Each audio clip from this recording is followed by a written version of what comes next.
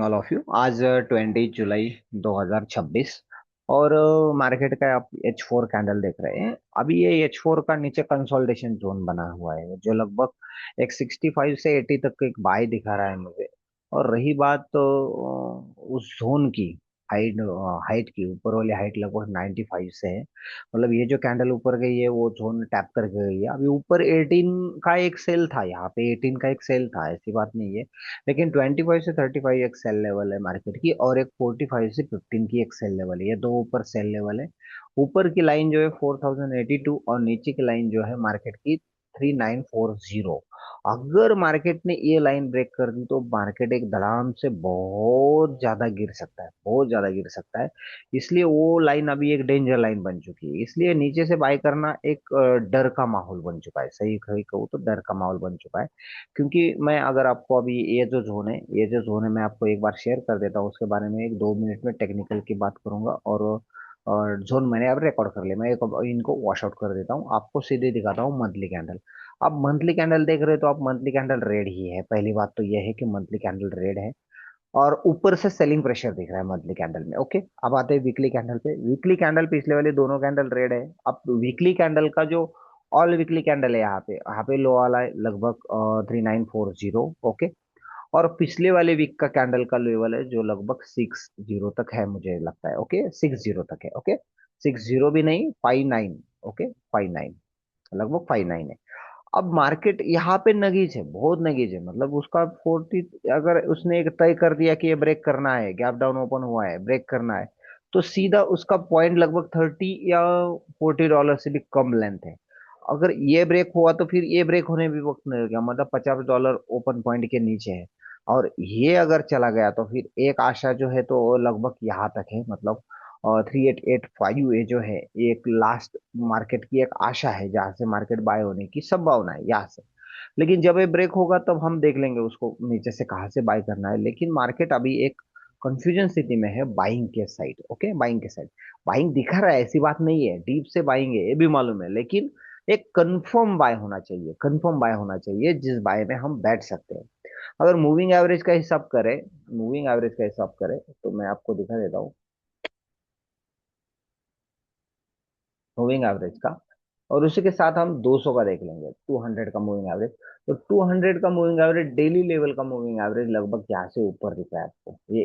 1 minute में आप इसको 200 का कहाँ कौन सा कलर है, 3 नंबर पिंक और इनपुट 3 नंबर। हाँ ओके ठीक है, पिंक कलर है। अब डेली का मूविंग एवरेज ऊपर से यहाँ पे दिख रहा है। और मैं वीकली अगर प्ले करूँ वीकली कैंडल, तो वीकली का यहाँ पे शो कर रहा है, यहाँ पे नीचे लगभग 3116 पे। और H4 का अगर प्ले कर दूँ तो H4 का भी ऊपर ही दिखा रहा है। शायद कुछ सेटिंग में बदलाव, फाइल चार्ट 203 नंबर का EMI, पिंक कलर 3 नंबर का EMI और 200 का ही है। हाँ, 365 का मैं ऑन कर देता हूँ, 365 का। ओके, 365 का उसका मैं कलर चेंज कर देता हूँ, उसको मैं ब्लू कलर दे देता हूँ। ओके, 365 को मैं ब्लू कलर दे देता हूँ। ओके, और इसको मैं करता हूँ save as a default. Okay, हाँ ओके। अब इसको मैं हम देखते हैं डेली लेवल पे। तो मार्केट, हाँ अभी अभी समझ में आ रहा। मार्केट 365 मतलब 365 दिन पिछले, पिछले 365 दिन के बॉटम पे है। अब दूसरी बात, एक यहाँ पे एक टेक्निकल देख लो। मार्केट ने यहाँ तक कहीं पे भी बॉडी क्लोज नहीं की है। कितने कैंडल ने, लगभग 1 2 3 4 5 6 7 वीक हो गए लगभग मार्केट यहाँ पे बॉडी क्लोज नहीं कर रहा है। लेकिन ये 2 वीक ऐसे जा चुके हैं, पिछला और उससे पिछला, ये दोनों वीक ऐसे डे ऐसे जा चुके हैं, दिन मतलब थर्सडे और फ्राइडे, जहां पे मार्केट ने बॉटम साइड को बॉडी क्लोज की है। अब ज्यादा से संभावना है कि ये ब्रेक हो जाए, ज्यादा संभावना है कि ये ब्रेक हो जाए। इसलिए यहाँ पे एक डर का माहौल है, बाई करे या ना करे। क्योंकि क्या होता है, प्रॉफिट कमाने के लिए बहुत दिन होते हैं, लॉस करने के लिए एक ही दिन होता है। ओके, इसलिए रुकना पड़ता है कभी कभी मार्केट में। तो जोन तो मैं आपको शेयर कर रहा हूँ, लेकिन एक बात है, एक बात है कि बाई करते वक्त जरा थोड़ा संभाल के करिए। इसका मतलब ये नहीं कि सेल करिए, सेल जोन में ही सेल करना है, बाई जोन में ही बाय करना है, लेकिन थ्री कैंडल स्विंग वगैरह जो पैटर्न है, जो मैंने सिखाए है यूट्यूब पे बता दिए है, वो सभी पैटर्न देख के ही हमें एक्शन लेना है, वैसे एक्शन वहाँ पे नहीं लेना चाहिए, यही मैं कहूँगा। और ये जो नोटिफिकेशन के नीचे ये जो धोन है, मैं ये शेयर कर देता हूँ। दूसरी बात, हमारी बैच जो है 25 जुलाई से स्टार्ट करने का प्लान है मेरा। बैच की लैंग्वेज में मराठी रखने के बारे में सोच रहा हूँ, मतलब मराठी ही रखने वाला हूँ। अगर कोई इंटरेस्टेड है तो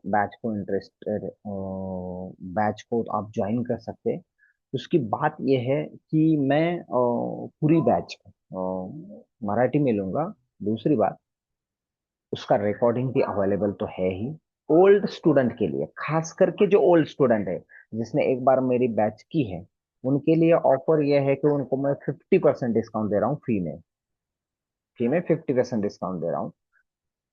न्यू स्टूडेंट के लिए फी कितना है वो तो आप इंक्वायरी करेंगे। वो नंबर भी मैं आपको दे दूंगा डिस्क्रिप्शन में, आप नंबर देख के वहाँ पे इंक्वायरी कीजिए। लेकिन अगर ओल्ड स्टूडेंट है तो 50% डिस्काउंट के साथ मैं आपको एंटर कर दूंगा। दूसरी बात, अगर आपको बैच करने के बाद ओल्ड स्टूडेंट ने बैच क्यों करनी चाहिए, क्योंकि बॉर मार्केट में बहुत सारे बदलाव हो चुके हैं। और वो बदलाव ऐसे है कि वो सीखना बहुत जरूरी है, क्योंकि बहुत सारी चीजें हैं जो नई आ चुकी है मार्केट में। तो आप उन चीजों को इग्नोर मत कीजिए और बैच को ज्वाइन करने कर सकते हो। और मराठी में ये मेरी लास्ट बैच होगी, क्योंकि अभी मेरे 3 बैच पेंडिंग है। एक अगस्त की बैच है जो लगभग बुक हो चुकी है, अगस्त की अगली वाली बैच बुक हो चुकी है, और वो हिंदी है। हिंदी बैच को उनका मैं कहना है कि उनके स्टूडेंट चाहिए तो मैं उनको ही प्रेफर करूंगा। लेकिन अगर मराठी बैच है तो इतनी ही है। उसके बाद जो दिवाली की बैच होगी ऑफर, वो भी हिंदी में ही होगी, मराठी में नहीं होगी। तो मैं आपको यही कहूंगा कि अगर आप इंटरेस्टेड है तो आप इस 25 जुलाई के बैच को आ सकते हो। Old student 50% discount, and other student जो है उनको फुल फी रहेगी, फुल पेड करना पड़ेगा। ओके, चलो, गुड लक, थैंक यू।